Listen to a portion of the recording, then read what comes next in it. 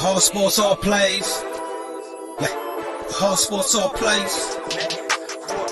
All sports, all plays. 365, we making a plays. You talking the game, get you through the days. We're high in the court, the dime in the lane. Variety, topics never the same. All presentation, sports information. In the airways, taking the nation. All sport, all plays, like working your faces. Grace at the field, so tie the laces. All sports, all plays. Network. All sports, all plays. Network. We on top of our game.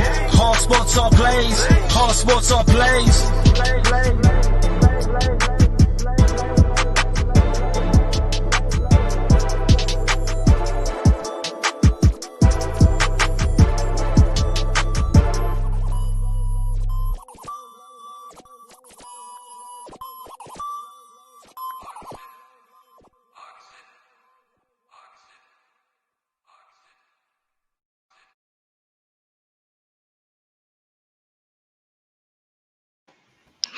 Hey, what's up, y'all? Welcome to All Sports, All Plays, Real Talk Sports Show. It's your boy, Coach Cam. We got an exciting show. We're going to talk NFL, NBA. But first, got to introduce the fellas. What's up, Freddie? How's it going, man? Yo. What's up with it, my brother, man? Just ready to get this thing on the road. Yes, sir. Chris, how's it going, buddy? Man, it's going wonderful. I can't complain, How y'all doing? Hey, I'm doing all right, man. I'm ready to get this show rocking. We got a lot to cover. Yes, we got sir. a whole bunch of stuff to cover. But first, we want to talk about these T-shirts we're supposed to be getting out. What up, Chris? Yes. Tell them about the T-shirt. Listen, all the viewers out there, all the fans out there, all the supporters, if you want a free T-shirt, comment when we're on live. When we having these live shows, make sure you comment, and we interact with all our comments. Make sure you like the page, like the video, share the page, share the video, and whatever viewer is doing that the most at the end of the month will receive their very own ASAP Network 2020 T-shirt. Also, if you just want to buy a show, if you don't want to, if you just want to buy a shirt, you really don't want to comment, you're still supporting, just message us on Facebook and get in contact with us. Shirts are $25 plus shipping and handling, and we can get that right to you right away. All right. And we also have our sponsor, Suzanne Paparazzi Jewelry, home of the $5 jewelry and accessories.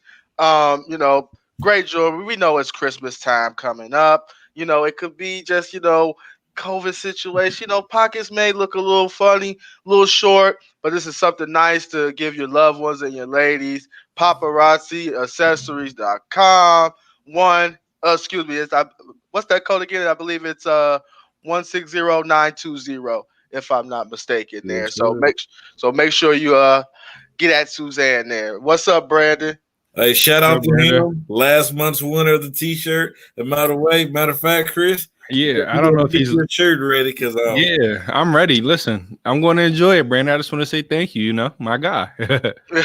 All right, hey, let's get it going. We're gonna start this off with NFL. What we got here, Fred? We've been putting off this topic for a while. We gotta get straight into it. Top 10 NFL teams thus far. We at the midway point of the season. It ain't no who's who. We know who you are as a football team now. So give me your top 10. I'm gonna go with Chris. I'm gonna let Chris start this off here. You gonna let me start off first? I'm gonna let you start off. Okay, well, number one, I think it's obvious. Have my Philadelphia Eagles at number one. I just feel like what they did. I'm joking. I'm joking. Now, do I wish my team could have made it into this top 10? Of course I do. But we're not. It's not about the Eagles right now. It's about the teams that are dominating the NFL. Now, number one for me, I have the Kansas City Chiefs at 7-1. Yes, I understand the Steelers are undefeated. They're on this list, but I feel like the Chiefs, right now they're the most complete team. What I mean by that is they returned most of their starters from last year. They added to Le'Veon Bell. Their defense is playing well. Patrick Mahomes and that offense is going to be clicking in all cylinders. Man, I swear, this Chiefs team is missing no beat. You look at their loss against the Raiders. Keep in mind, the Raiders are a team that can beat anybody and lose anybody. That's a dangerous squad. Also, it's a division game, so I'm not too worried about that game. I think, they're going to continue to dominate and do their thing the rest of the season. Number two, Are the Tampa Bay Buccaneers. Now, first of all, beginning of the year, I said the Tampa Bay Buccaneers, I don't understand why people don't have them being a top 5 team in the game. Last year, their defense was one of the best defenses in the NFL. Their record was 7-9 last year, and 6 out of those 9 losses were about 6 points or less. What does that mean? If you have a quarterback that doesn't turn the ball over, you're going to win just that many more games. Then they added Antonio Brown to the roster. Then they added Rob Gronkowski into their roster. Then they added Leonard Fournette. Then they drafted some offensive linemen. Then you brought in Tom Brady. Oh, this team is legit, ladies and gentlemen. They started off slow, but you got to understand they got some new pieces on offense. They had to get, situated. And now they're clicking on all cylinders. Number 3, I have the Pittsburgh Steelers. Yes, they're undefeated. Their defense is amazing. They do have weapons. I still have a little bit more questions about them, but I love them as a team. They're doing their thing. Then I have the Seahawks coming in at number 4, led by Russell Wilson. I will say this team would be nothing without Russell Wilson. I'm just going to be honest. He's the reason why. But I'm not taking anything away from them because at the end of the day, they went out, they addressed their problem in pass rush, and they got Carlos Dunlap. So hopefully he could be a key piece to their team. Sorry, Coach Cam. And their offense. I wasn't a shot. That wasn't a shot. I'd be mad. No, it wasn't at all. Yeah, it wasn't. I love the Seahawks, but their defense to me is questionable right now. That's why they're not in my top 3. I do think they can beat anybody in the top 3. Anybody can beat anybody on any given Sunday. But I just have more questions about them than I do anybody else ahead of them. Number 5, I have the Ravens. I understand they lost to the Steelers. But at the end of the day, you're talking about a dominant rushing team. You're talking about a great defense. You're talking about, a quarterback that just got a Dez Bryant. Hopefully that helps him out. But at the end of the day, I don't have a lot of questions when it comes to them compared to everybody else. Number 6, I have the Packers. Their defense is so questionable. I just don't understand what's wrong with them. You have Aaron Rodgers, where he's at. The weapons, they're not trying to give him no weapons. Their defense is inconsistent. This team, they fell back in my power rankings, but they're still top 10. Then I have the Saints coming in at number 7. The Saints have been questionable. Their defense has been here and there, but at the end of the day, they're winning games, even without Michael Thomas. Then I have the Cardinals. I had the Cardinals being one of my sleeper teams going into the year. At 5-2 right now, the offense is amazing. They're looking like a top offense in the NFL. Their defense isn't the worst, but it's not the best. They have to improve, obviously, on that side of the football field. But I think for right now, they're dominating. They deserve to be in the top 10. Then I have the Bills. The Bills are, climbing back up. They have a big game this week against the Seahawks that's really going to help determine if they should stay in this top 10. Their defense has been questionable, but I cannot deny that skilled offense from running backs to wide receivers to quarterback. Then last on my top 10, I have the Indianapolis Colts. I understand everybody wants to talk about, all these other, they talk about the Titans. When I look at the Colts, I don't have as many questions about the Colts than I do the Titans. Originally, in the beginning of the year, I had the Colts to win the division. Even with the injuries, to me, honestly, looking at them right now, they're still a better team than the Titans. The Titans had a great start, but they had a lot of questions that showed the past couple of weeks why, they're a team that's on a downward spiral. So the Colts are my top 10. That's my top 10. My Eagles at number 11. That's it. It is what it is, baby. All right. Freddie, top 10. Man, before I go, I'd like to read off Brandon's list. He just posted his list in the comments. Hey, man. Kendall, welcome back to the show, man. Glad to have you, my brother. I know you friends with Chris, so big shout out to that. He had the Seahawks number 1, Steelers number 2, Chiefs number 3, Saints number 4, Bucks number 5, Bears number 6, Bills number 7, Chargers number 8, Ravens number 9, and look at there, the Dolphins are number 10. Brandon, you're my guy. A couple of those teams, I can't understand none of those teams. I'm sorry. The only team on there, honestly, that I could understand would be the Dolphins. That's the only team I could understand. That's it. Not the Bears. Definitely not the Chargers. All right, my top 10 is like Chris said, number 1. I have the Chiefs number 1. I mean, Patrick Mahomes, 22 touchdowns, 1 interception. That dude is easing in that MVP conversation, by the way. He's doing it quietly. Number 2, I have Pittsburgh. I mean, they're 7-0. That defense is elite. We know what they're going to bring day in and day out. All they need is a little bit productive on the offensive side, but on the defensive side, they are elite. Number 3 is the Tampa Bay Buccaneers. Tom Brady and them about to get it rolling. They already have it rolling already, but when they added an additional Antonio Brown to that mix, oh my. Number 4, like Chris said, I had the Seahawks, Russell Wilson.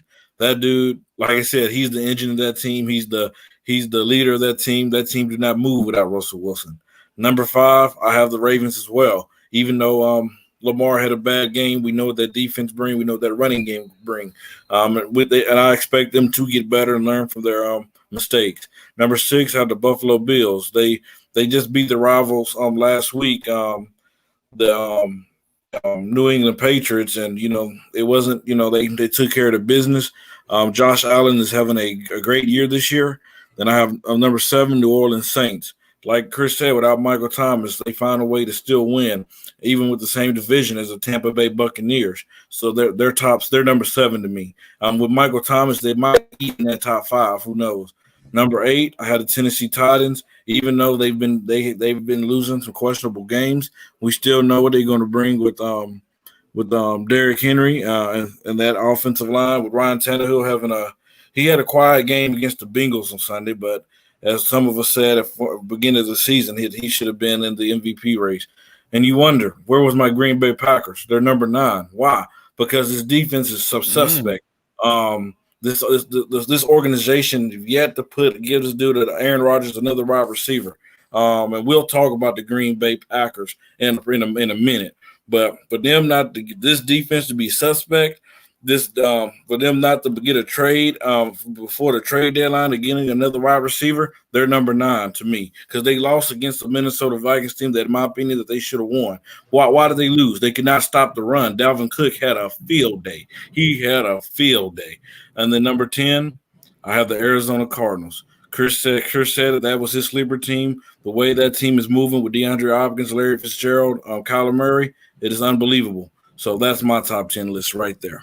Coach Cam, before you go, I just got to say, Freddie, this might be the first time in a topic I'm not calling you Mr. Delusional. I can't really argue with your list, and the fact that you had the Packers at number 9. Mate, I will. Let me not get ahead of myself. Let me not get ahead of myself, Coach Cam. We cannot get ahead of ourselves. He's going to say something crazy, man. I'm proud of Freddie. I want to say I'm proud of him. No. Brandon Herrera says, yes, the Bears D's tough. If this is a good question. Don't move without Russ, what would KC be without Pat or the Ravens without Lamar? Let's talk about I want to touch that before I get my touch. Go ahead. Top 5. Now, what KC would be without Pat? We saw this. Mm-hmm. Andy Reid is a genius, okay? Mm-hmm. You give him a competent quarterback, he's going to win you 10 games. Mm-hmm. Ravens without Lamar will look different. They tailored their whole offense around Lamar. They didn't do like they normally do with running quarterbacks, is try to make a one size fits all. They didn't do that. They tailored around him. They use a lot of pistol stuff, a lot of read option stuff. They will look different, but like I said, I mean, don't get me wrong. They will have to change that thing completely if Lamar's out. And that would be in big trouble because I wouldn't trust, RG3 or whoever else they have. Go ahead, Chris. This is why I said, the Seahawks would be trash because especially looking at Baltimore, yes, the offense would be different, but they still have a dominant defense. Yeah.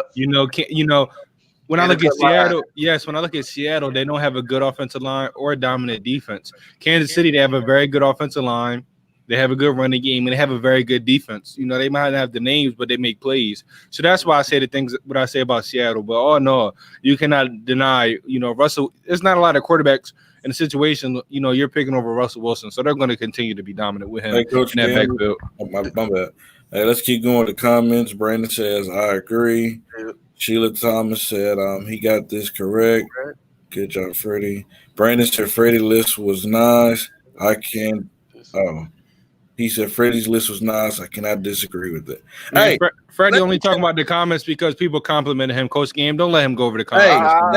That's no reason why he's going over the comments. I do have one thing to say. Cowboy fans, you're not in the top 10 at all. They know that. They trash. They know that. Oh, yeah. I wonder, before I get my top 10, I want to mention my guy Joy Woods, who's been heavily commenting here lately. He said Andy Reid is the QB whisperer, and I agree with that. Yes, he is. Shout out to you. Yeah, QB whisperer. It definitely is. But the top 10, I'll make it short and sweet so we can move on. Okay. Number 1, Kansas City. They beating you in multiple ways. Mahomes sometimes not even having good games, and they're just blowing teams out the water. KC's number 1. Number 2, I have Pitt. I think there are probably, if you look at it as far as defense and offense, you know what you're going to get with them. Each week in and week out, you know what to expect for the Pittsburgh Steelers at 7-0. I have them as the number 2 team. Number 3, I have the Seattle Seahawks. Russell Wilson continues to amaze me, and now that he has a reliable target in DK Metcalf, it makes life a little bit easier for Russ. And we're seeing him do big things there. At 4, I have Tampa Bay. Tampa Bay is really, really coming on. I just want to see how. It's no doubt what will happen with Antonio Brown. I think that'll be a huge piece. I just want to see how it integrates with everything. It still takes a while, to get that going. But I have Tampa Bay at 4, and I expect them to quickly move up there as the weeks go on. Number 5, I'm a little bit higher on them. I like the Arizona Cardinals. I really like that team. Kyler Murray, and you know what? On defense, not many people mention their defense. They only give up 17 points a game. And then when you think they have somebody at every level of that defense, that's a stud. You think about Chandler Jones as a pass rusher. He's injured. Oh, he's injured right now. Yeah, but they got Hassan Reddick actually has been stepping up though. Exactly. Okay, we got Hassan Reddick on the other side, so he's going good with the pass rush. But then you also have the young stud Isaiah Simmons at the linebacker core, who's a hybrid who can move and play anywhere on the field. And then you still have Patrick Peterson and Budda Baker. As you talk about an all-pro caliber safety and corner duo right there. So I got Arizona at 5. 6, I got Buffalo. I know it ain't always pretty, but they winning. They winning games. Josh Allen to Stephon Diggs is a nice treat to see. I'm glad to see Josh Allen got a legit number 1 receiver. And that defense always come to play for Buffalo up there, especially when it get cold, which is that weather's about to start turning. So I like Buffalo there. Next there at excuse me, I have Baltimore. Next. Couple losses there, kind of brought it down a little bit. I was disappointed in last weekend. I really thought the Ravens would handle business there, and they just simply didn't for me. So I got Baltimore there. Let's see here, and I have Indianapolis. Indianapolis there at 8. I like the Colts. It's almost like Pittsburgh. You know what you're gonna get with them. They're top 3 defense. They're ranked 2nd, I believe. And they do a good job of not allowing big plays. And on offense, it's like, they're unpredictable in the sense. And the reason why I say that is because they don't have no one star that you'll be like, I'm gonna stop him today.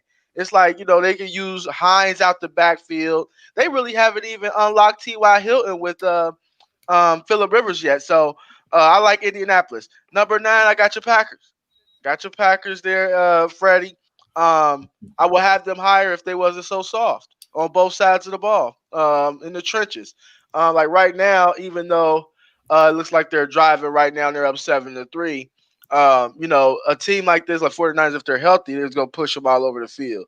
I see Tampa Bay pushing them all over the field. I see Arizona pushing them all over the field. All these NFC teams, even Seattle, which they don't have a good defense, but they're physical. And I can just see them pushing them all over the field. So they're at 9. Number 10, I have the Saints. Reason why I have them at 10, Drew Brees, man, we looking like it's starting to be the end. And what I'm saying, he's not playing horrible. He's not playing horrible, but he can't make all the throws that you need him to make. And I will say this. They better get home field advantage. Yes. Better get home field advantage, or it's going to be an early exit for the New Orleans Saints in that cold. If you asking Drew Brees to throw it 40, 45 times in that cold weather, you're asking for trouble. But they're still a good defensive team. They're still a good offensive team, so I have them at 10. All right, let's get some of these comments, man. Oh, my bad, Chris. I just want to say, we all kind of got relatively the same teams, maybe in a little bit of different order. But I feel like the consensus, especially top 10, maybe 11, 12, everybody know who they are. Everybody else has either been inconsistent, like my Eagles are losing very, very bad, like the Texans, It's a lot of bad teams in the NFL. Oh, a lot of bad teams right now. I'm looking at my man, like we 2-5-1, and if the season ended today, we pick like 11th or 12th. It's unheard of, really. So it's just a lot of bad teams. Yeah, I really try to lose. So you guys got some comments there before we move on? Yeah, Adam Barber said, I know my comments is NBA, but I just got to report the Warriors try to trade their number 2 pick for Bradley Beal. If that is true, what are you guys thoughts about that? I mean, I don't know. They need a big man. Like I know Bill will help them. Don't get me wrong, because Bill is a bona fide stud. I love Bradley Beal, but they need a big man. Now, when we talk about trying to win against the West against the Lakers, you know you got somebody to stop AD. I love Draymond, but I don't think Draymond can do it. I don't think there's nobody on that roster can do it. I wouldn't do it if I'm the Warriors. I'm lost for words looking at that because that number 2 pick. I said before I wouldn't be surprised if they drafted Anthony Edwards or LaMelo if they win another guard to come off the bench and be in that Manu Ginobili role. But Bradley Beal is a starter, so if you look at the lineup constructed right now, Draymond at the 5 isn't just. It's not it for me unless you try to trade a Wiggins or somebody for a center, and But right now, I'm glad the Wizards declined it though. I want to see Bradley Beal and John Wall together. In my opinion, you would have to trade Andrew Wiggins for a center because they're probably going to Klay Thompson to the 3 and plug Bradley Beal as a starting shooting guard. Honestly, that's what they might. If they got a shooting guard to come in there, like a Bradley Beal type, because I don't see him coming off the bench. Nah, he's 30 and 6. He's not coming off the bench for nobody. I wouldn't at all for nobody. Yeah. Then Brandon said, "Can I just say Lamar should be a Viking? But the signing of Kirk Cousins, they drafted a corner. Lamar should have went higher. I thought looking back at that draft and how the situation was, I wanted him to go to Jacksonville because at the time they coming off like a great defense. I'm talking about 2000 Ravens defense, and the offense was shaky. Everybody knew Blake Bortles was trash. I thought him and Leonard Fournette could be a good running game, but I'm glad it worked out for Lamar where he's at right now." All right, let's move on here. Big game this weekend. I need to know your thoughts, Fred. I'm gonna start with Freddie on this one. Thoughts on Saints versus Bucks? Man, I'm ready for it. I was so excited for the first time, but it's gonna be interesting. The Buccaneers are on a short week this week for playing Monday Night Football, so hey, no excuses. Saints, they'll be playing the Saints. I'm not sure if Michael Thomas will be back or not, but guess what? The Buccaneers have a new sheriff in town. And guess who that sheriff in town is? Antonio Brown. So, whoa. Well, I mean, hey, he's going to definitely be that number one option. Tom Brady's the sheriff, bro. Yeah, I know Brady's the sheriff, but slow your roll. Slow your roll. Yeah, I definitely agree that Brady's the sheriff, but I'm just saying, hey, this dude's gonna be the number one option. Let's not get that twisted at all.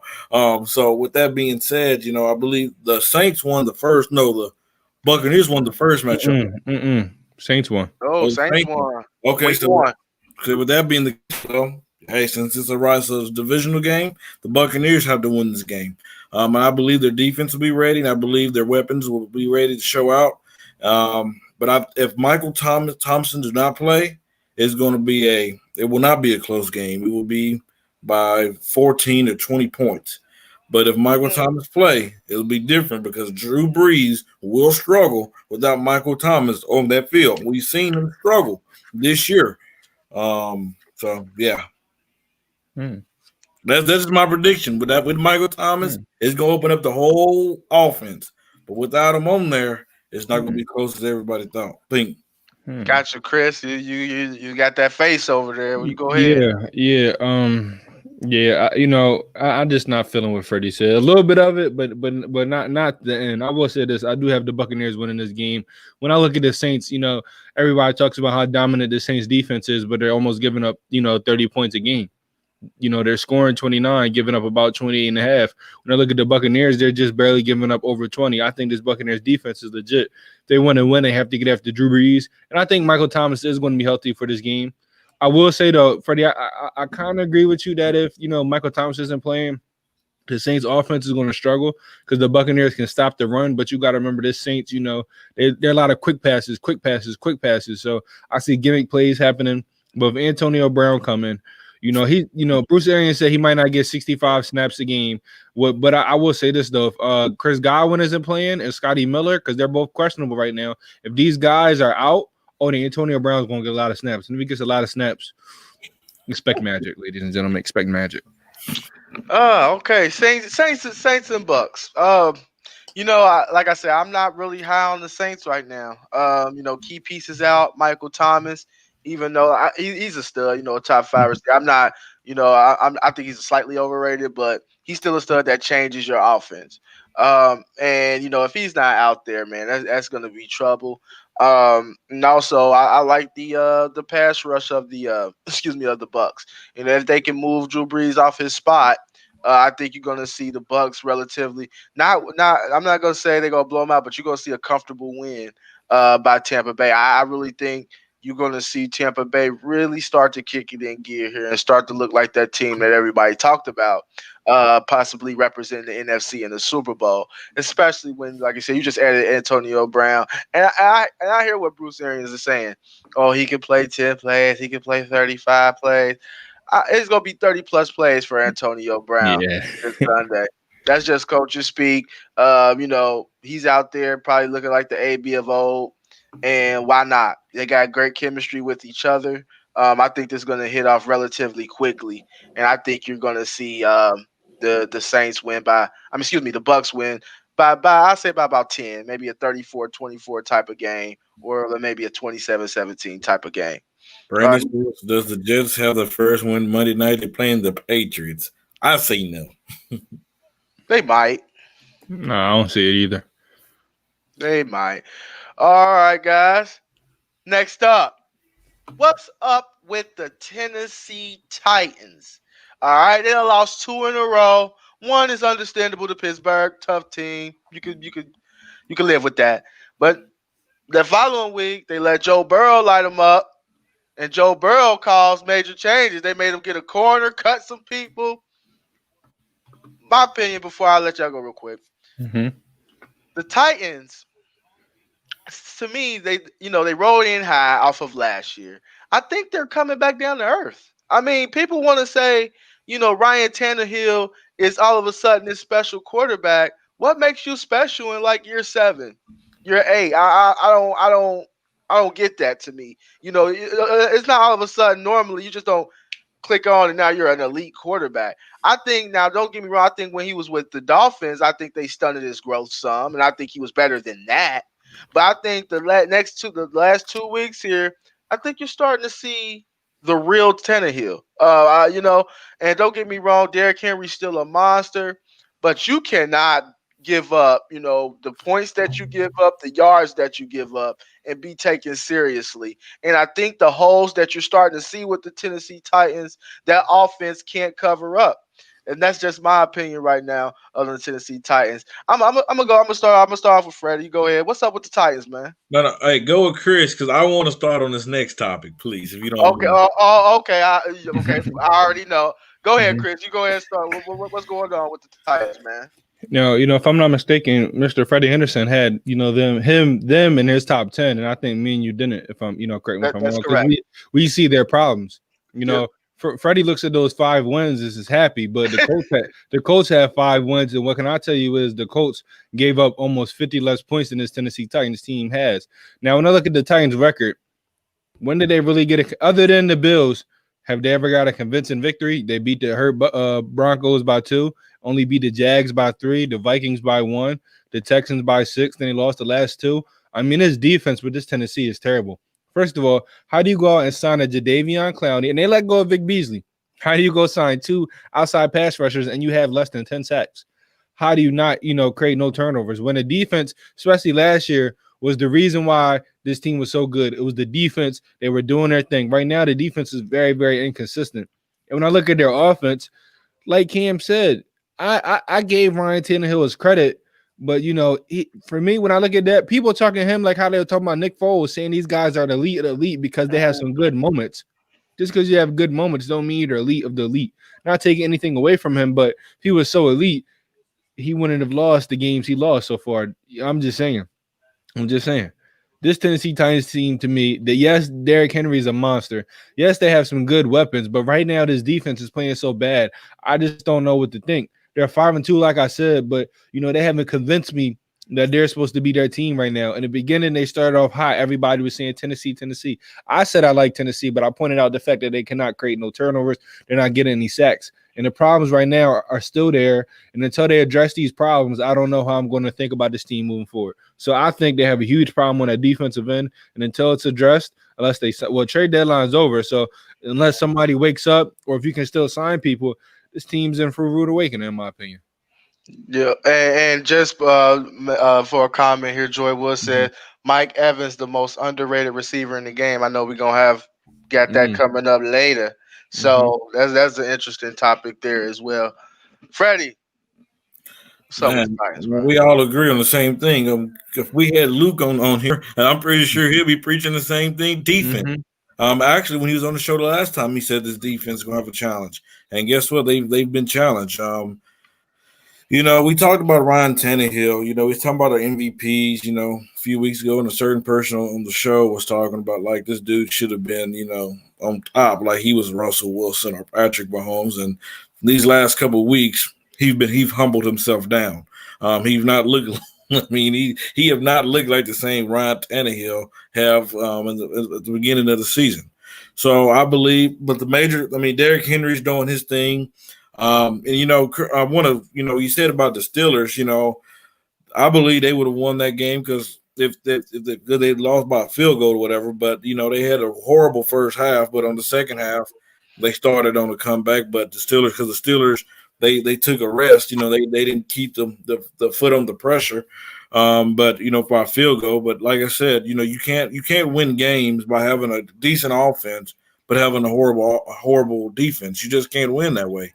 Like Chris said, they can't get stops.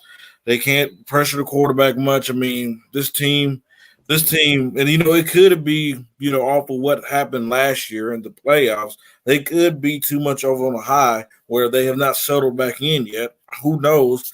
But they definitely their leaders definitely need to get in that locker room, say, hey, listen, this is the goal. If we're gonna try to achieve this goal, we need to start playing better on the defensive end. Yep, and I agree with all of you on the defensive end. But before we move on, I like to say, like, you just magically can't come up with pass rushers. It's either you got some or you don't. And the ones that they had out there don't have. I mean, maybe somebody else had them is better. Clowney's been overrated for years. I mean, let's be serious now. He didn't do nothing with Seattle. He only had 3.5 sacks. He's a run stopper at this point in his career. Definitely a run stopper, and it's just sad because I thought I wanted him not on Philly. He's going to have to see me first, man to man, what he did to my quarterback. But I would have wanted him. But yeah, like right now, he's not looking too good. He's looking, he's not getting that top end dollar until something changes in his career. Yep, absolutely. All right, Freddie, you've been waiting on this one. You've been waiting on this one. I'm going to let you go. How long does Aaron Rodgers have left in Green Bay? He shouldn't have played this season, in my opinion. Like I said, I continue to say, he's a bad man. They don't sound like you mean it this time. Oh, I mean it.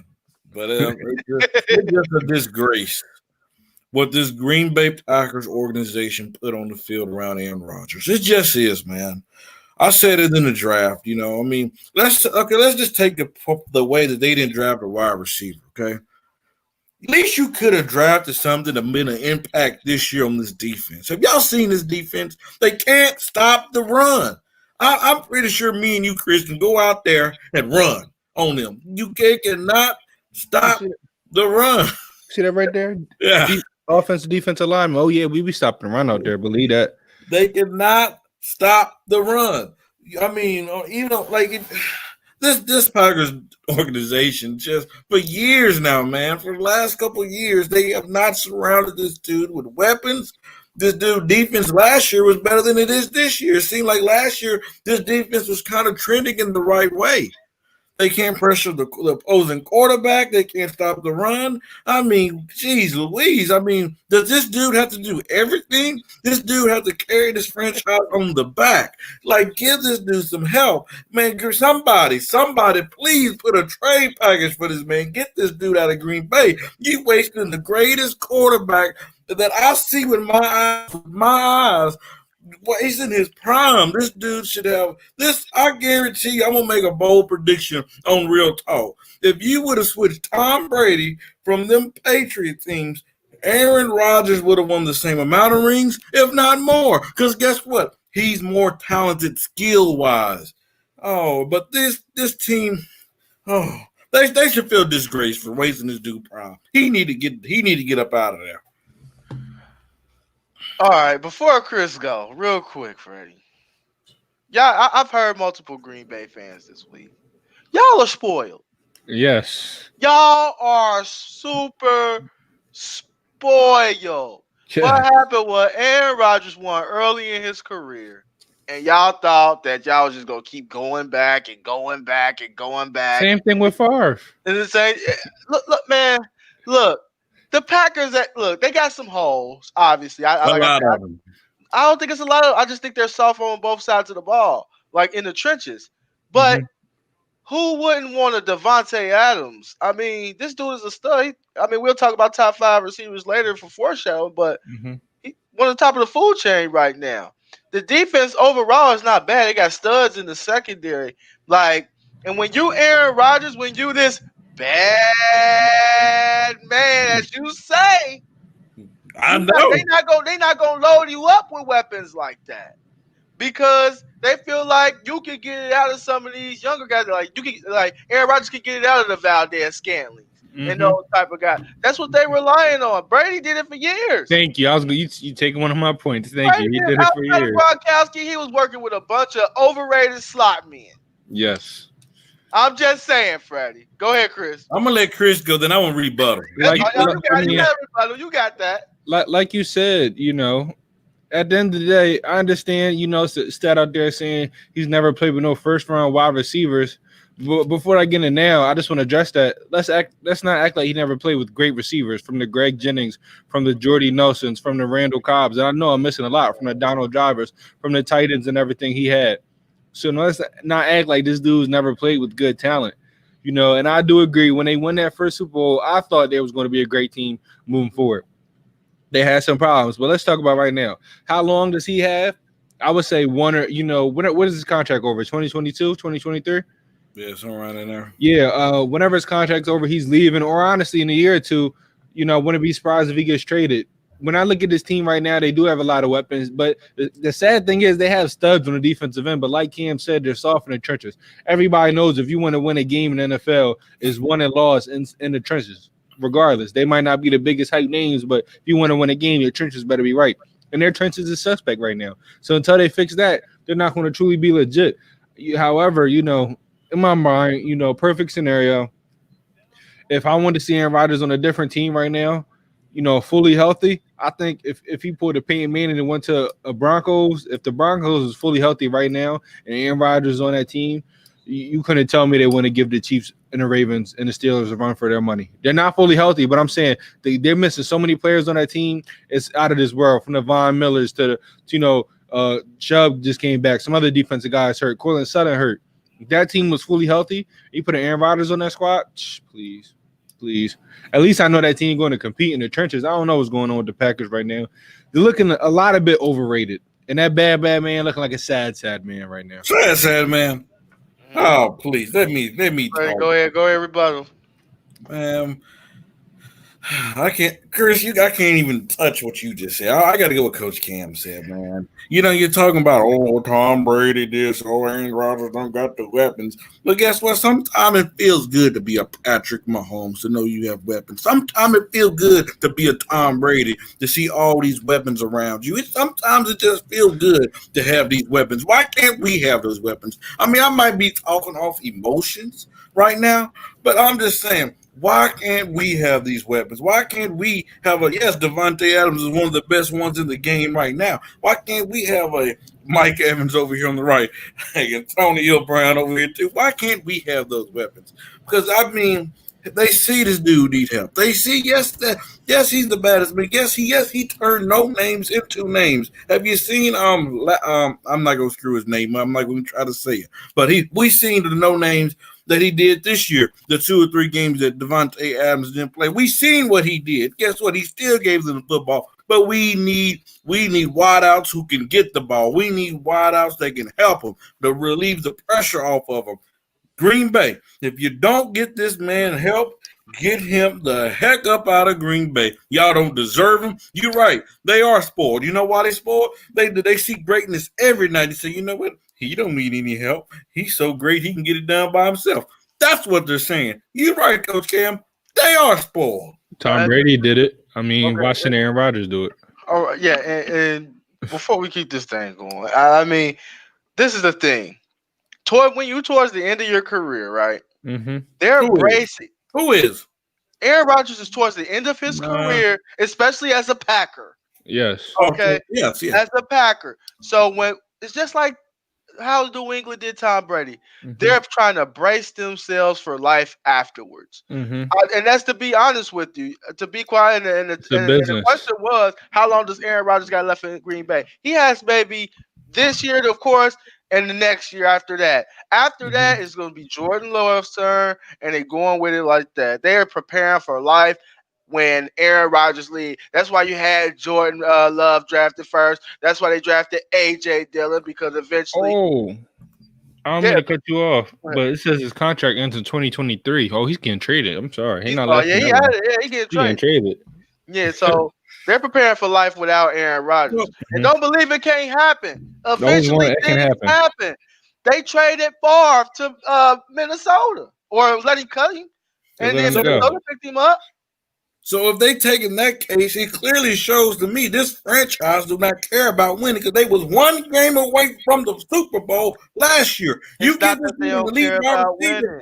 It's not that they don't care about winning, Freddie. It's that they know how you cannot build around a 37-year-old quarterback. Eventually, you have to prepare yourself for the future. And if not, like New England, prepare too late, and now look at their squad. Because he hit it on the head, because the Packers right now, they're relatively young. Why would they're relatively young. So in the 2-3 years, say Aaron Rodgers not there, most of their guys is going to be hitting that prime. Regardless, nobody's going to build, I won't say nobody. The Packers, they made a decision. It's final. They're not going back on it now, trading for receivers. They made their decision by drafting Jordan Love, just like the Packers made their decision when they drafted Aaron Rodgers when they still had Brett Favre. At the end of the day, decision has been made. Freddie, as a New York Packers fan, you just have to get yourself ready for it, because we all know you ain't. What the best scenario for him to do? Go on up here to New York, Aaron Rodgers. Why would you want that? Why would you want that? Why would you wish that for him with no offensive line? By the time he get traded, we will be ready. All right, let's move on, Coach Cam. This is the loser. I gave him too much credit earlier. Here you go, talking the loser. Here you go. Our last NFL topic. We got back to this real quick, guys. Okay. Top 5 wide receivers and running backs this season. Now, Chris, I'm gonna let you start off with that one. Okay, you want me to do both wide receivers and running backs? Yeah, knock them all out. All right, listen. Wide receiver. We're talking about this season. We're not talking about overall. Not overall. I just want everybody to know this. We're talking about this season. Yes. Number 1, I have D-Hop. In 7 games, he has 704 yards, 3 touchdowns. Number 2, I have Julio. Julio is dominating so far. I mean, listen, how many times I say dominating? Dominating so far. All these big plays he's making. Everybody wants to talk about Julio this, Julio that. Julio's a problem. Number 3, I have Stephon Diggs. Now you finally get him with a quarterback that can make throws. Sorry, Brandon Herrera. I know how bad Kirk Cousins is. How you want him off your team. I'm glad Stephon Diggs somewhere else. 695 yards, second in the league right now, doing this thing. 4th, I have DK Metcalf. DK Metcalf, a lot of people saying this is his breakout year. You should have saw it last year. He's going to have a season like this. And especially when this team is passing the ball this much, this is a guy that is their deep threat. I think Tyler Lockett is still their true number 1, but DK Metcalf is such a talent, you can't deny it. And, before I give out number 5, I just want to say shout out to, the guys like Devontae Adams. He's been hurt a lot this year, so he's not on this list. Tyreek Hill, a lot of weapons out there. He's not receiving love. He good.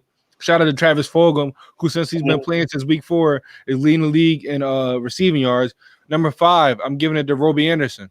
Robbie Anderson out of Carolina. Listen, I knew when they signed him, it was going to be a big part into their offense. He's a deep threat. He's by far the number 1 wide receiver. I don't know why the Jets let him go, because I knew how big he would be for Sam Darnold, and now he's doing this thing out of Carolina. Now, running backs, number 1, I have Derrick Henry. Derrick Henry's a stud. Number 2, I have Dalvin Cook. My fantasy running back. Keep doing your thing. Number 3, I have Alvin Kamara. Not only is he doing this thing running the ball, but he's doing his thing receiving the ball. 4th, I have Todd Gurley. Todd Gurley to me is having a great year right now in Atlanta, even though they're not winning. His stats are undeniable. Now, shout out to Miles Sanders, who was top 5 in rushing yards before he got injured. He would have made this list. At number 5, I'm going with, Hilaire. Also, shout out to Josh Jacobs. But Hilaire, he's been doing his thing. He's top 5 in rushing yards as a rookie. I mean, he's truly taking advantage of the opportunity given to him, and he's playing like a number 1 running back. Even though they got Le'Veon Bell, I don't see his touches, regressing that much. Those are my top 5 on wide receivers and running backs. All right, Freddie, what you got? Oh, I'm sorry, man. Aaron Rodgers just threw a bomb to a touchdown. Yeah, he did. Hey, to Scantling, by the way. One of those weapons that you don't like, right? No, I like him, but he okay. It's because he's not a big name. Let's come on. I was about to say Valdez Scantling, nice, man. But go ahead. Top 5 wide receivers, running backs. I'm just going to go through them real quickly. Number 1, DeAndre Hopkins. Mm-hmm. Number 2, I have Julio. Mm-hmm. Number 3, I have Devontae Adams. Mm-hmm. Number 4, DK Metcalf. And 5, I have Tyreek Hill. How can you have? Okay. What do you say, Chris? How can you have? How you can have Devontae Adams? He hasn't played half the season, and Tyreek Hill is like bottom. He's like set 25th in receiving yards this year. If you look at Devontae Adams' yards, even though he missed 2 games, he was on pace to have like the lead the league in touchdowns for a wide receiver. Like, it was going to be crazy. Like, if you look at his stats is crazy. Now tell me about Tyreek Hill. Is it because of the touchdowns? Because receiving yards, receptions, he's all the way at the bottom. So you just gotta give him his respect, and I think him and Patrick Mahomes going to get that together, and you gotta give respect where respect is due. Now, our running backs, I had your boy Miles Sanders up there, but like you said with that injury killed him. Number 1 is Derrick Henry. Number 2 is Dalvin Cook. Number 3 is Nick Chubb. Number 4 is Aaron Jones. Even though with the injuries, hey, he's a power horse for this team. He's like, without him, this team is pathetic, and we've seen it. And number 5, I'm going with Rasheem. I'm not gonna screw his name up. With the running back for the San Francisco 49ers. Oh, Mostert. Yeah. I didn't want to screw his name up. Gotcha. Okay, my real quick, we'll go. Save us, Coach. Please save us from that terrible list. We'll go into the ads after this. But top 5 wide receivers, I have D-Hop number 1. I love that he's finally outside of Deshaun Watson, he finally got a stable quarterback to throw the ball. Number 2, I have Julio Jones. He's still putting up numbers, monster, freak of nature. Number 3, I got the next coming of him. I think DK Metcalf, monster. The numbers he's putting up is just unreal right now. And the chemistry he got with Russ is really working out. At 4, I have Stephon Diggs. Finally being at number 1, can run every route in the tree. Special receiver. At 5, I got Devontae Adams. As Freddie say, maybe he's a long ranger out there. I think they got a little more than that. But, team's defense, roll coverage is over his size. He still finds a way to get it off. So that's my top 5 there. And top 5 running backs, I have Derrick Henry, top of the full train, freight train, speed, elite speed at 250 pounds. That's hard to break down. At 2, I got Dalvin Cook. Imagine if this dude can stay healthy like his whole career. Imagine the numbers that he will put up. At 3, I got Alvin Kamara. I like Alvin Kamara. I like his all-around game, a receiving threat out of the backfield as well as a running threat as well. 4, I got Todd Gurley. I thought those knees were done. I thought he had that degenerative knees where they just kind of wear out over time. But he kind of bounced back, and he's playing very, very, very good football. And 5, I got Clyde Edwards-Helaire, all around back, catch, run, and really was the weapon that set this Chiefs team over the top where you don't know how you're going to defend them on any Sunday or Monday. So that's my top 5 wide receivers and running backs. Chris, we got that T-shirt ad. Listen, first of all, I just want to say shout out to Coach Cam for having some common sense when it comes to his list. Let's get into this T-shirt ad. Listen, if you want to buy a T-shirt, message our network. Send us a message. The t-shirts are $25 plus ship on and handling, and we'll get those t-shirts to you ASAP. Why wouldn't you want an ASAP t-shirt ASAP? You feel me? Right there to you.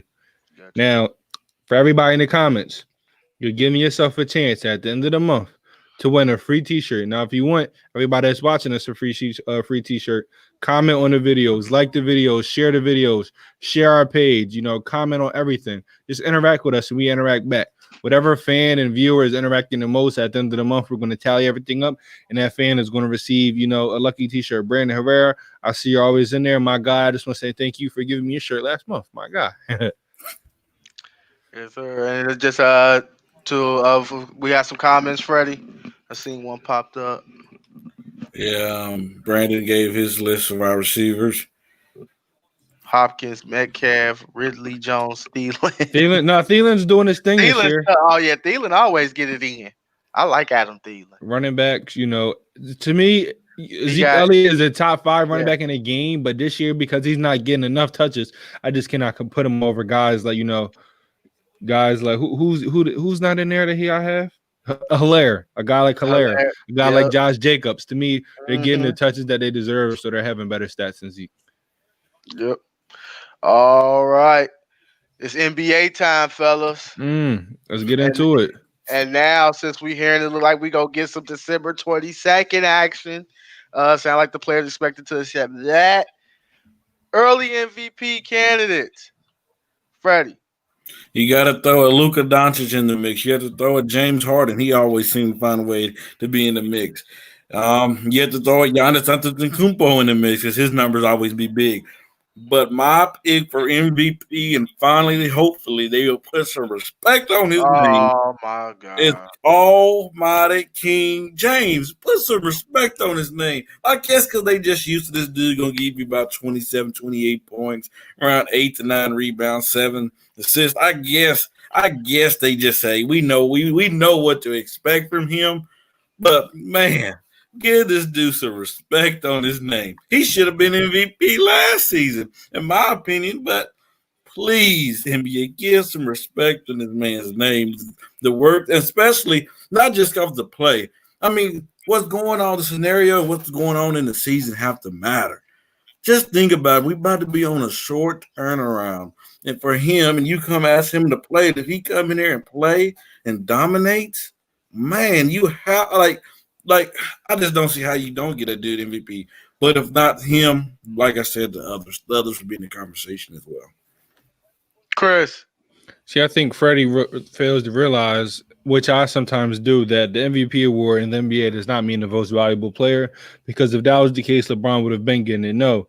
The MVP award now, a storyline has to go into it. You also have to have great stats, but some type of story has to be in there. So for me, the 3 guys I'm going to name are 3 guys that are in new, different, and better situations. One of the guys I have that's, I think, going to make a run for MVP, honestly, is Steph Curry. Coming off injury last year, I thought he was going to be in the MVP mix last year because he's the number 1 guy, but he got injured. Going into this year, fully healthy, I mean, he won MVPs without KD. I think he's going to have great stats going into the next season. I think he's going to shoot the ball at a high level. I think he's going to assist at a high level. I think he's just going to, return to the Steph Curry that feels like everybody forgot because he was hurt last year. Then I want to say Kyrie Irving. If you know me, you know how much I love the fact that Steve Nash is the head coach over there, how much I love the fact that they went out and got a D'Antoni, in that coaching staff, how Amari Stoudemire, a former player, is over there in that coaching staff. I do think Kyrie Irving is going to have his best years with Steve Nash as head coach, because not only is going to help him with the offensive game plan, but he's going to help him as a point guard. I think the game is going to come so much easier to Kyrie. Just to highlight KD, the game was coming easier to him in Golden State. I think it's going to be like that for Kyrie Irving. I think he's going to have his best stats this year. His assists is going up, and it's not even going to look like he's forcing it. Then the guy I have on this list, I mean, y'all see the banner right behind me. I think Joel Embiid. Now you're making that face down. Please, Coach Cam, Freddie doesn't know anything, but every time I talk, I really give facts, stats, and everything behind me. So let me really I'm listening. Listen, last year the Sixers did one of the dumbest moves ever in signing Al Horford. You signed a big man next to a traditional big man. You look at Joel Embiid the year before, he averaged 27.5, 13.5, 2 blocks and 4 assists. He had some dominant numbers. Now going into this season, I do feel like with Daryl Morey, an aggressive, Daryl Morey, Owen Brand are going to make the right moves for this team. Trade away Al Horford, get some shooters around him like it was, the year before when he averaged about 28-14. I do think with Doc Rivers, he's a coach I think that uses his talent the right way. He's a coach that gets to his players, and then we have a great coaching staff that he didn't hire. So I feel like Joel Embiid is going to be put in the best system and the best circumstances for him to dominate. I think, next year he's really going to put his – and he did the year before, and this year he regressed. But he only regressed because everything went down. The shot attempts went down. Where he was getting the ball, everything was just messed up. You put Joel Embiid in the post, I don't think anybody in the league can touch him. I'm just going to be honest. If you let him get what he needs to get in the post, you get a coach that can put him in the right position for him to dominate. I mean, if he has another year, he's averaging, 28, 14, 2.5 blocks. Wow, those are MVP stats, and I feel like if we're a top 4 seed in the East, he's going to be up there for MVP awards. Now, I didn't say Luka because Luka's an obvious. I already know Luka's going to be dominant. I already know LeBron, AD, Giannis, but I just want to name guys that are my dark horses, guys that are a different situation. I feel like they're going to blossom next year. I'm not saying Luka's not going to be in that mix. Y'all know I love Luka, James Harden, all those guys, but I just want to get some new names in there. Saying the old names, I don't want to recycle the old names. Oh, well, we should have said dark horses. I mean, It wasn't a dark horse like LeBron. It wasn't a dark horse question. Yeah, it wasn't. That's just who I feel. That's how I made my list. Yeah. LeBron's going to be in the mix, of course. Yeah, well, I completely agree with you. You going that way? Okay. So early MVP candidates. Now, Freddie, you was talking about LeBron, right? We know. Look, and you said Giannis, and you said Harden. Now, I agree with those. However, the NBA, like Chris said, like stories, and sometimes they get tired of the same act. At some point, they're going to get tired of Harden's 30-plus point act. They're going to get tired of Giannis's act because we've seen this before, and we know he gets to the playoffs and somewhat fizzles out. And with LeBron, it's just becoming the norm. It's like kind of like with Jordan, where you're like, okay, give it to him every year if you want to, but we gotta let some other guy. We gotta let the Karl Malones. We gotta let the Giannis in this era get it. We gotta let the Charles Barkleys get it. We gotta let other people get it. So, I like both of you guys' list because I can see that happening. And just to rebuttal you, Chris, I wouldn't say Joel, and the only reason why I would say that the numbers will be there. I think he will miss at least 15 to 20 games. I do agree with you on that. That's where I can't pick Joel. I understand. But, early MVP, like you said, you like storylines, NBA. LeBron is heading out. As much as we love him, he's headed out, and they're looking for new faces. So, obviously, I have Luka in there because it seems like they're really trying to push Luka to be that next guy in line. So, I think Luka will definitely be up there for MVP. And I think this year you will see more consideration for Jimmy Butler. I think this year he's finally got the respect. Like, he's not a cancer. He's not this locker room killer or this evil guy that no one wants to play with. It finally shows that he's a good teammate. And media, kind of likes that stuff. So I'm going with Jimmy Butler as an option there in early MVP. And another one, I'm going big man, but I'm going on the West. I'm going Nikola Jokic. This is a guy that could give you 20, 10, 7, 8 assists. He can impact the game on so many ways, especially if he's not scoring. He's a point center. I've never seen anything like it outside of Bam. Bam is starting to kind of accept that role a little bit, but as far as his passing ability, the only thing is his defense is not always there. But I love Jokic's game, 20, 10, and 7 type guy. Go ahead, Chris. So before we move on. I love your list. I think our list. Honestly, we didn't go far-fetched than anybody. When I look at Luka, we talk about the face in the NBA and they're trying to push him. I feel like that's what they were trying to do with Giannis. And one thing that Luka showed you that Giannis hasn't is that Luka can win playoff games. Luka can dominate in the playoffs. I've yet to see Giannis against a good team really do his thing. He struggled against Miami. The stacks, the chips and whatever. Listen, Luka, all the bad cards he could have got dealt in that first round, they were dealt to him. Injuries all over the place. His second best player injured. He was playing injured, and he still showed you the hell of a player he is. So I love that pick. With Jimmy Butler, the only thing about him is I don't know if he's going to have the stats to back it up. The value is going to be there. Like the most valuable, all that's going to be there. But when I look at a guy like Jokic even and a guy like, Luka, looking at your list, I think those guys' stats are going to be able to back him up a little bit more. I'm not saying Jimmy Butler shouldn't be up there because I had Chris Paul, contentions this year. He didn't have the sexiest quote unquote stats, but I feel like, with the voters, if guys are similar, that might lean a little bit more towards stats, and I feel like that's going to hurt Jimmy Butler. Yeah, but I do think he should definitely be in the talks, especially going to next year. I think they're going to be a hell of a team.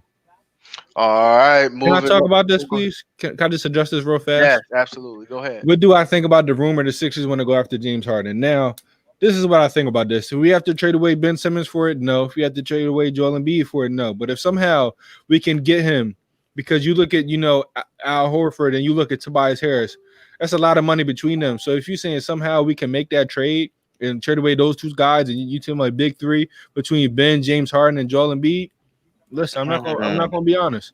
I would like to see that. I wouldn't be mad at that. But if it could work. It might not work. But if you're telling me Al Horford, but I don't want it. I'm not pushing for it. But the only way I would be able to accept it as y'all see my banner. I don't know which way. Y'all see the banner right there. Right. The only way I'd be able to accept that is if we keep Simmons and Embiid. If one of those guys have to go, I don't want that trade at all. And I don't see the Rockets trading them just yet because they don't have to go in true rebuild mode for me just yet. This I don't want to see it because if that happens with that big three, we won't be able to shut Chris up.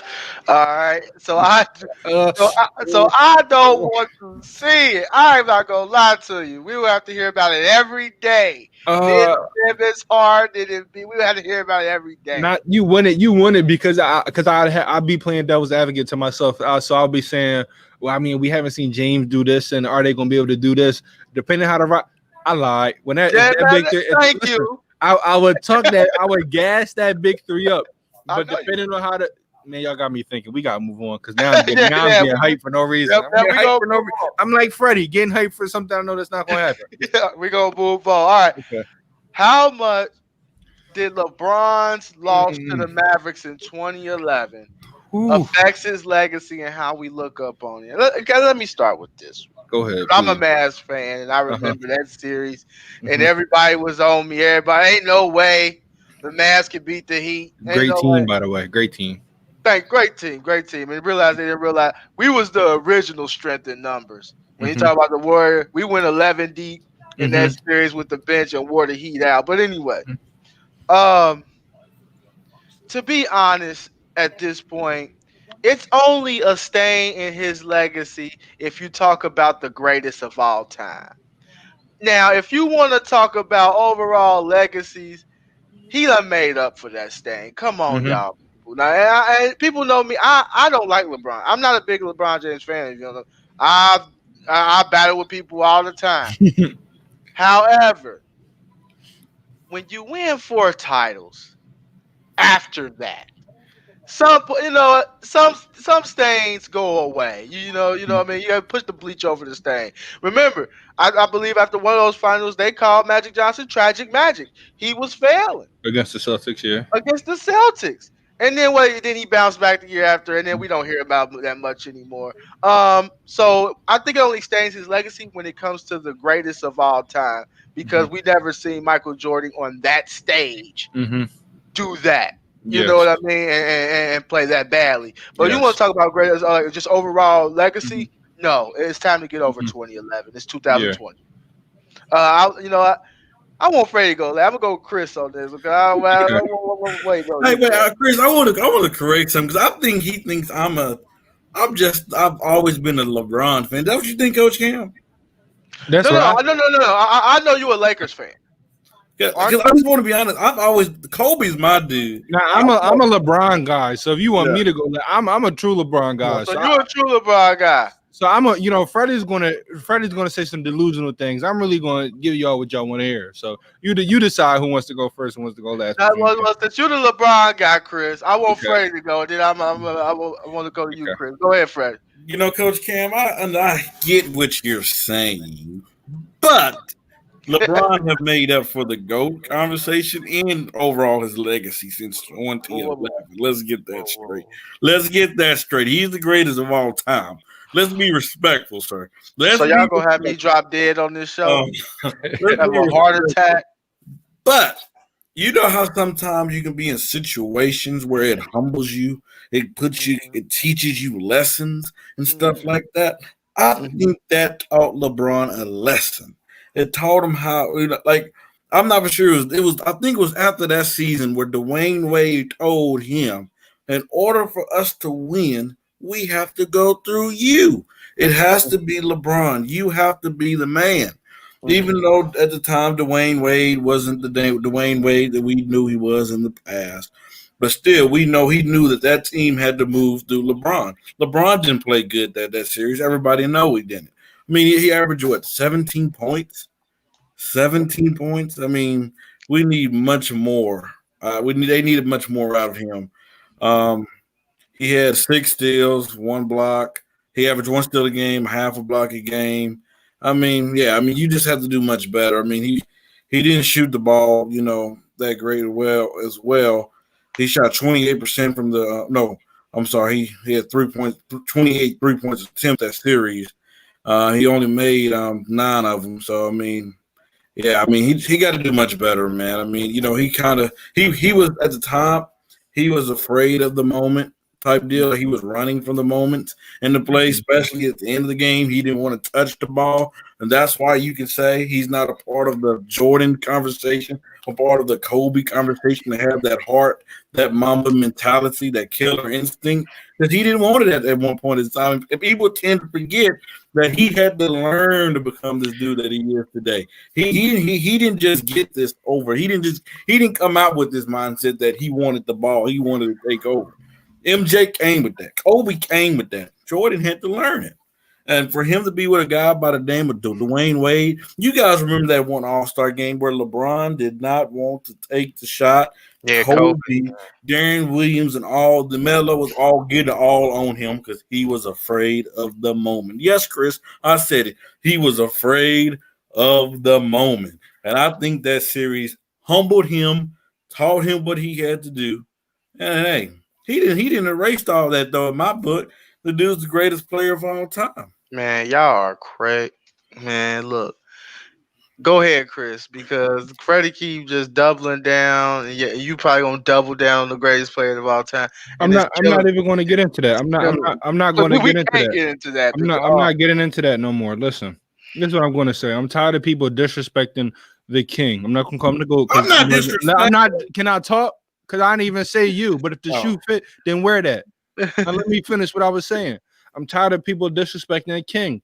They act like this man has never taken a shot at the end of the game. They act like this man hasn't hit multiple game winners in the playoffs. Multiple. They act like this man doesn't close out series. So the people act like this dude just doesn't shoot in the fourth quarter. I'm sitting here tired of it. Like he's not leading the playoffs in points. Now he's like one of the best scorers in NBA history. I'm just tired of acting like he don't shoot the ball, act like he don't score. Now, just because I'm going to touch on that series, I'm going to touch on the question, but I just got to address what I've been hearing. Mm-hmm. Just because he doesn't always shoot the game-winning shot, that makes him doesn't have Mamba mentality. He hit multiple game winners. He dominated teams in the playoffs. He scored 27 straight against the Pistons. He scored 51 against the Warriors and dominated the entire game. You saw what he did this finals. He has the mentality when he goes into that mode. But something LeBron was that Jordan never was, and that rest in peace, Kobe Bryant never was. They were never the main playmaker on their team. You're shaking your head. When were they ever the main playmaker? Chris, you mentioned a point. I'm talking about 2011. Okay, Freddie. Coach Cam, did you hear me say I need to address something before I get into the topic? You heard me say that, right? So I just don't understand. Like Freddie doesn't listen. Like what Freddie. You talking about now for? I'm talking about in 2011. Okay, I got to mute him because listen, I had to mute him because I just said I had to address something before I get into 2011. Okay, you don't listen. I wasn't talking to you. I didn't ask you. So why if the shoe fit, wear it? I wasn't even talking about you. So mind your business, sit down and watch the football game. Now I'm saying they say all these things about LeBron, like he doesn't end out games, like he never ended out series. Now that 2011 series against the Mavericks is the only blemish on this man's record. And when I try to defend him against old heads, say this and say that, that's literally the only thing that they can bring up that's going to hurt him.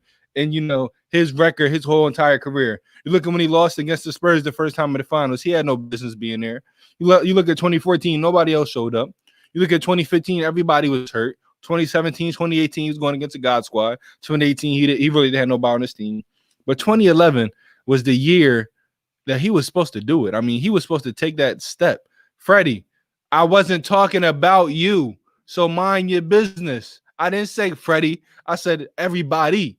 So if the shoe fit, then wear that, you know. But at the end of the day, that loss to the Mavericks is literally the only thing I can't defend. He flat out didn't show up.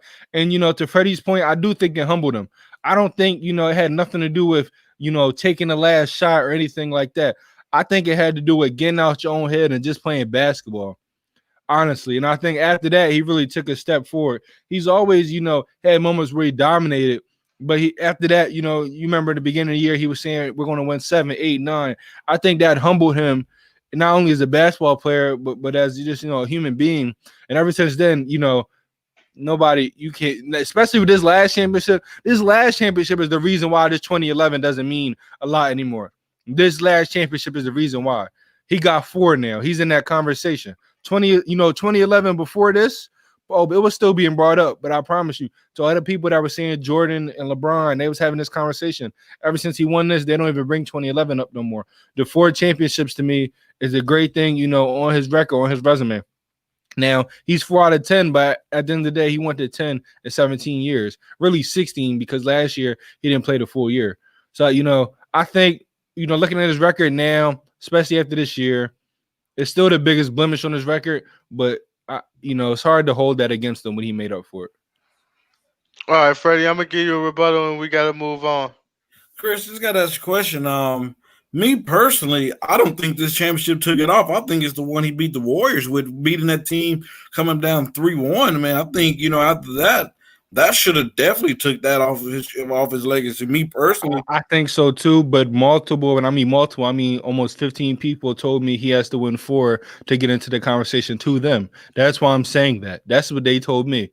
Now I agree that 3-1 was something crazy to do. But this is what people told me, that he has to get in a 4. I mean, you got to look, Shaq has 4, and look how we consider Shaq. So now they told me he has to get in a 4. He got in a 4. That's why I brought that up.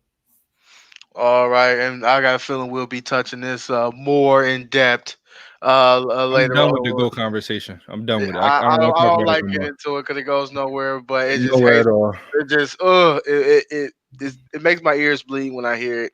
Mm-hmm. But anyway, we're gonna move on here.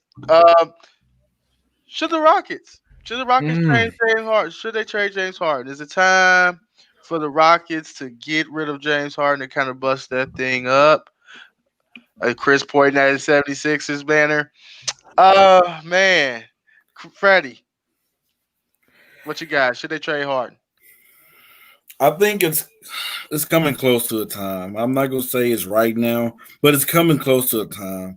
I mean, eventually you just ask yourself, can we win the way we're constructed? Can we win with the small ball lineup? Can we win with James Harden and Russell Westbrook? I mean, first you trade Russell Westbrook and try to get something back for him and try to rerun it one more time.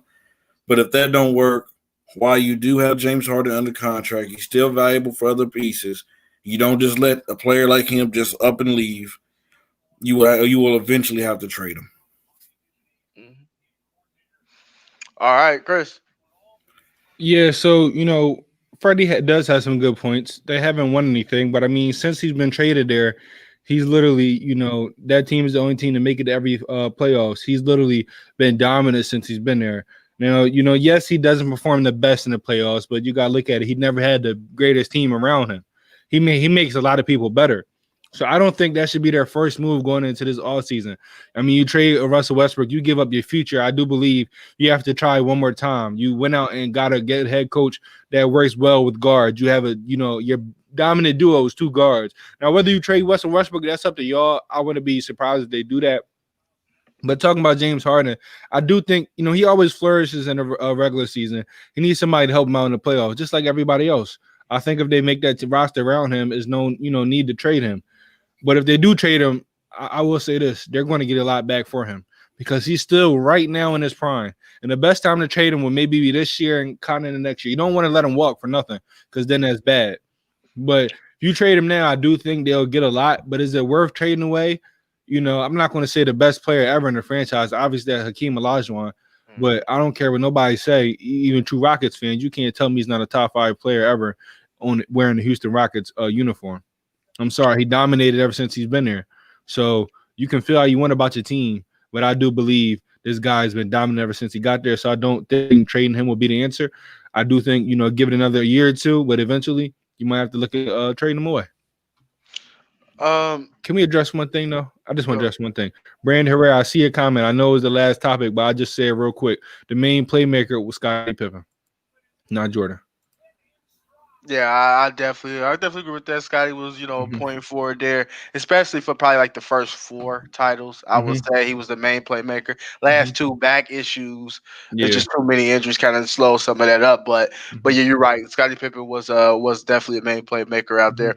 For me, I feel the same as you. Right, Harden is probably the second best Rocket ever.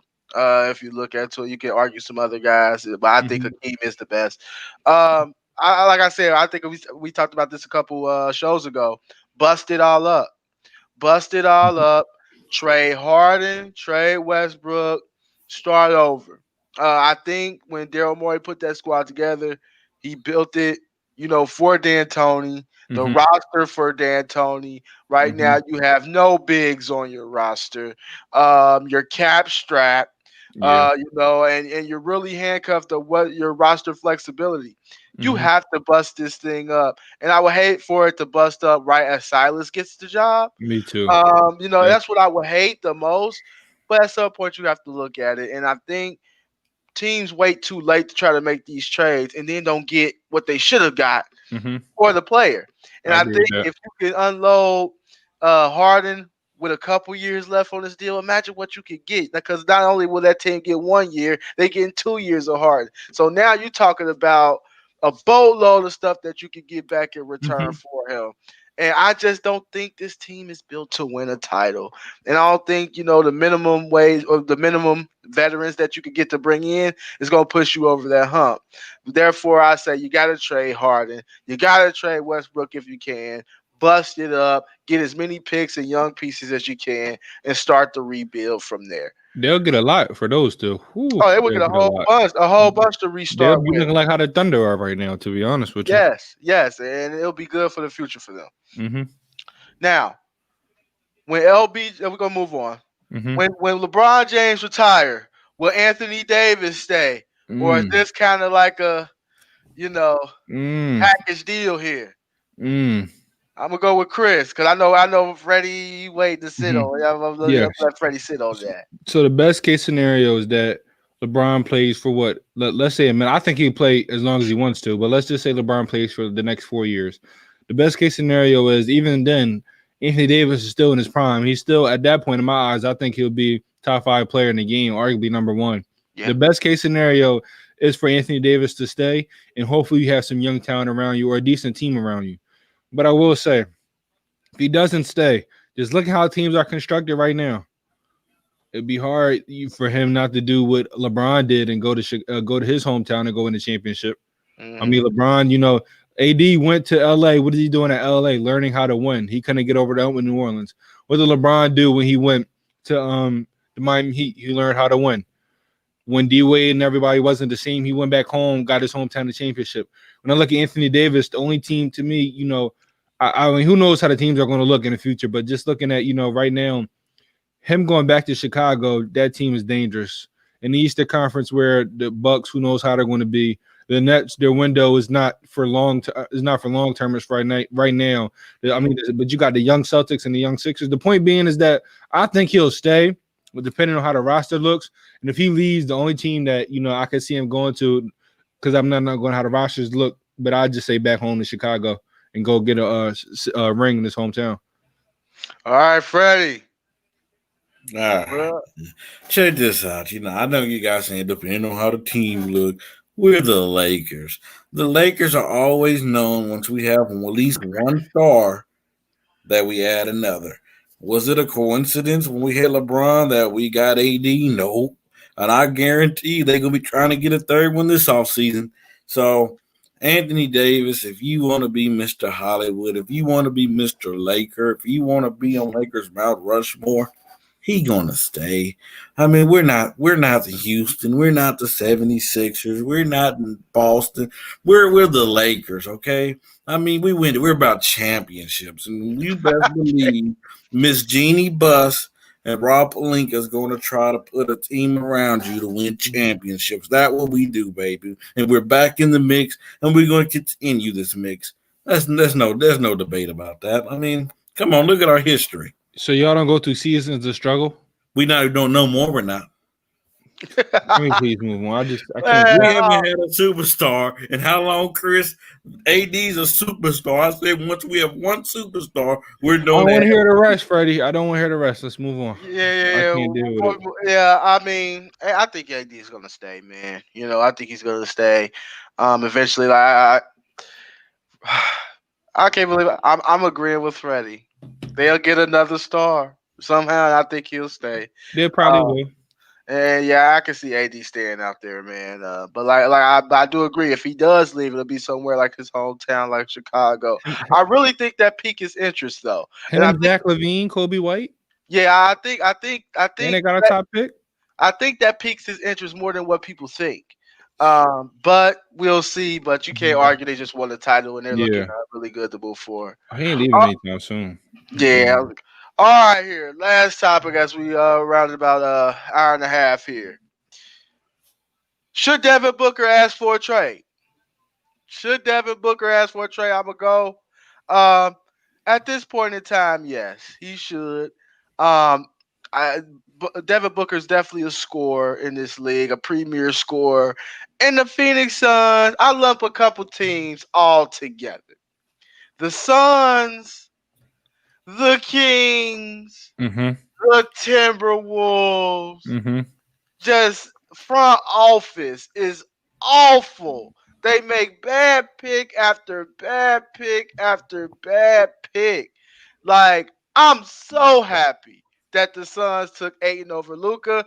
Thank you so much. Because you know what? That slid Luka Doncic right on down to my math. And I want to thank the Kings for picking Marvin Bagley, for just bringing my man Luka back down to D. You know why? Because that's why Devin Booker needs to get out of there. Franchises like that, they never win. No matter how many draft picks they get, they never win, especially when you have bad front office. When has the last time the Suns won anything? It's been a minute. Never. What you mean it's been a minute? They never won anything. I'm talking about a winning season. And then we want to talk about the Kings. When have the Kings won anything? Since what, Weber Neal? Yeah, that's the last time they had a winning season, but they still not good franchises. Exactly. So if I'm Devin Booker, I'm trying to get out of there. And I know I know he want to play with Cat and D'Angelo Russell with the Timberwolves.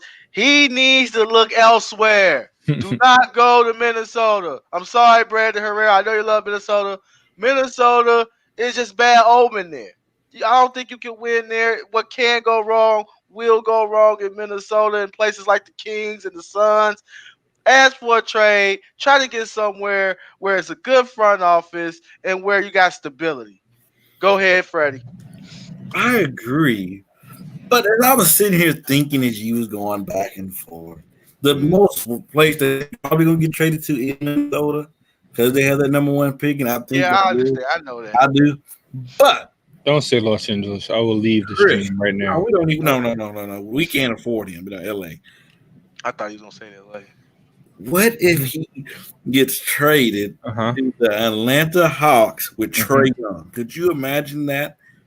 Trae Young and Devin Booker together?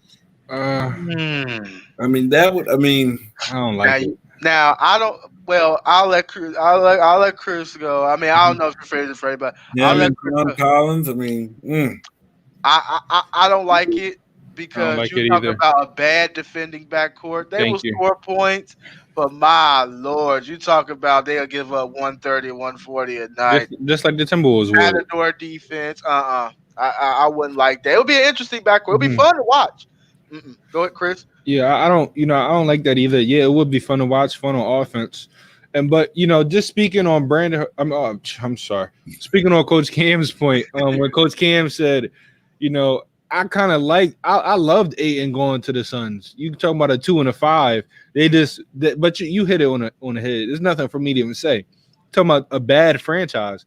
Talking about a franchise that had a good young coach in Earl Watson that I think should be coaching right now. But it's just something when certain coaches, always go to bad teams. Everybody wants to use the record. I'm not even gonna get into that whole spiel, but.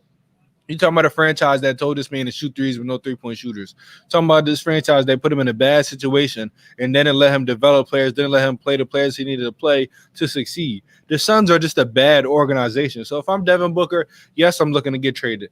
Now, the thing with Minnesota, yes, their organization everything's messed up right there. But to me, you look at his number one landing spot, it probably is Minnesota. But you look at maybe where else he could go. It's a toss-up. It's honestly a toss-up. I don't know any contenders that will really make a push for him right now. So, what about your 76ers? I would not trade Ben Simmons for him in a heartbeat. I would never do that. I would not. I'm about to say not Ben Simmons, but what if they take like? Oh, do you go ahead and take? I will say some expiring contract. I will say this: we have 5 picks this draft. We have Al Horford and Tobias Harris. I would trade it all for Devin Booker. But my point being is that. Yes, if I'm him, I'm asking for a trade. I don't want to wait till 2024. Maybe a year or two, but I don't know. Y'all have the 10th pick this year, and I see them messing it up. I have a feeling if they're going to pass on Cole Anthony's there and they pass him up, they're just out their mind. To me, it's just a bad organization, and I really think this guy needs to go elsewhere because people don't understand how talented he is. They just don't. It blows my mind. It's the same thing with Bradley Beal this year because he was on a losing team. They try to overlook how talented he is. No, Devin Booker is one of the top shooting guards in the game. I've been saying that for a while. One of the top scorers in the game. I've been saying that for a while. He's not a guy that has to take 100 dribbles to get his shot. Like, this dude is a baller. You put him in a brig. I will say this. I would love to see him in Dallas, but it's the same thing with the backcourts. No defense. To me, he needs a point guard that's like a Rondo type of facilitator and a defender, some good pieces around him. And the Suns could have did this, but they just make bad moves. It blows my mind. You think all these players that's really doing their thing right now, they were in Phoenix at one point. The Phoenix organization just doesn't want to win. They're going to be rebuilding for the next 35 years. And so just for that reason alone, Devin Booker needs to ask for a trade right now. And if you want to come somewhere, you know where to go if you want to. Well, if you want to go anywhere to win, y'all know where you need to go. You just said y'all can't afford them. We can, but I would not put them past the Lakers. If they trust me, they had a trade to pull off for Devin Booker, I would not be surprised if they pulled it off. Y'all can't afford them. Y'all can't afford them. Before we wrap up the show, with the ads and everything like that. Now, the Suns, I do think they got a good coach in place. I like Monty Williams. I love Monty Williams. Now, so if I'm the Suns, I kind of got to try to persuade Booker to give Monty Williams a chance here, and maybe they could get a couple better pieces around them so they can compete. Remember, Ayton missed a lot of part of the season this year. Like 25 games, I think. Yeah, because of the suspension, he missed 25 games. That stung them. Remember, they played really very well in the bubble. Almost got that final spot to that play-in game. They won 8 in a row. They missed Kelly Oubre in the bubble too. That too. So and now I'm here. They're on the right track. Go ahead. I'm gonna talk after you. They're talking about trying to trade or get rid of Oubre, which would be terrible. See, this is why me and you hit. They have the pieces. They have the coach. I think Earl Watson could have been the coach. He's a very good guy, but Monty Williams is another coach that I like. So I do agree with you. You have to, even though the coach was never he's not the problem. It's the organization. I don't even know if the organization can make a pitch to him. I think it's Monty Williams saying, listen, while I'm here, I will do my best. Like Earl Watson gave him the freedom. Why? Because he understood the situation. Monty Williams understanding the situation. Y'all trade Oubre, you're not in the right direction. When I look at this team, if you want to be competitive in the West, because that A seed is honestly the West, Freddie talked about it. I kind of disagreed with him just because I was mad because I knew he was taking shots at me. The West is highly competitive. I mean, almost every single team in the West can honestly make a playoff run. You would think so in your mind, looking at the talent. So when I look at them, they have the pieces and everything to go on to the right direction, but the organization never wants to win, and they'll continue to be bad just like the way they are right now. Yep, and that's what it's. I mean, that's what it just is. What it is with the Phoenix Suns. Yeah. All right, we got those ads. Freddie, drop that ad for me. Listen, I seen everybody in the comments. Shout out to everybody there. Listen, shout out to everybody liking this page. Shout out to Kendall Lum. I see you. Brandon Herrera, I see you. You know, it's a lot of guys I'm missing, but just know I remember talking to you throughout the show. I read all your comments. I just want to say thank you for supporting us, watching us, you know, liking this video, liking this page, sharing the page, sharing the video. Keep doing what you're doing. And this viewer of the month will get a free shirt. ASAP Network, shirt coming to you ASAP. Also, if you want to buy a shirt, you can just hit us up on Facebook, you know, Twitter or Instagram. Message us. Shirts are $25 plus shipping and handling. We'll get it to you ASAP. Look at those beautiful shirts. I know you want one because I don't even have one right now, and I want one. I don't have one either. Well, actually, I do have one. Shout out to Brandon Herrera. Brandon got you. Shout out to you, Brandon. Thank you. I do have one public announcement. Go ahead, bro. I don't like the fact that Brandon gave you the shirt because I'm the most high. No, you're not. You're the most delusional. But let's get that right, Freddie. We all know you're Mr. Delusional. So Brandon, you need to go rewatch the tape. Listen, rewatch the tape and see how bad you are, Freddie. Tell everybody before we end the show. Tell them about Sunday. Man, this Sunday is going to be epic. 1 p.m. Central. You do not want to miss. We are going to be joined by Rob Parker. Yes, Rob Parker. Me, Chris, Coach Cam, Ace, Logan.